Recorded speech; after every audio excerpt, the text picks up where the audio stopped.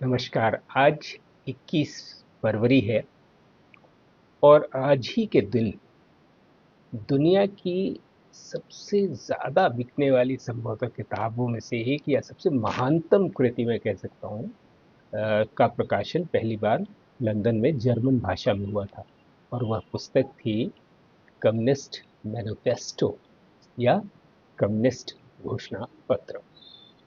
21 फरवरी 1848 को इसका प्रकाशन हुआ था। इस किताब ने की कुछ महत्वपूर्ण बातें मैं बुलेट पॉइंट्स में आपके सामने रख दूं। मार्क्स और एंगल्स द्वारा लिखित और 1848 में जर्मन भाषा में प्रकाशित कम्युनिस्ट घोषणा पत्र निम्नलिखित कारणों से मानव इतिहास की सबसे महत्वपूर्ण किताब है।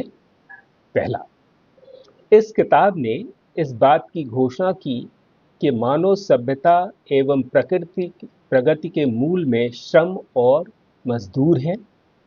श्रम और श्रमिक ही इतिहास की सारी विकास यात्रा की मूल आधार है।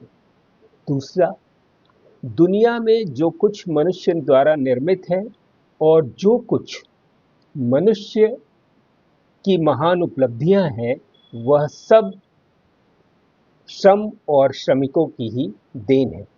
तीसरा, विश्व इतिहास इस तथ्य का साक्षी है कि श्रम और श्रमिकों का शोषण करके ही मुट्ठी भर लोग विलासिता और अय्यासी का जीवन जीते रहे हैं। श्रमिकों के श्रम का शोषण करके ही राजे, महाराजे, जमींदार और पूंजीपति फलते फूलते रहे हैं। चौथी बात, इस किताब ने इस बात की घोषणा की कि पूंजीवाद शोषण उत्पीड़न की व्यवस्था का अंतिम चरण है। समय आ गया है कि पूंजीवाद का खात्मा कर मेहनतकश वर्ग शोषण और उत्पीड़न की व्यवस्था को हमेशा हमेशा के लिए बदल देगा। एक ऐसे समाज का निर्माण होगा जिसमें किसी भी तरह का शोषण और उत्पीड़न नहीं होगा।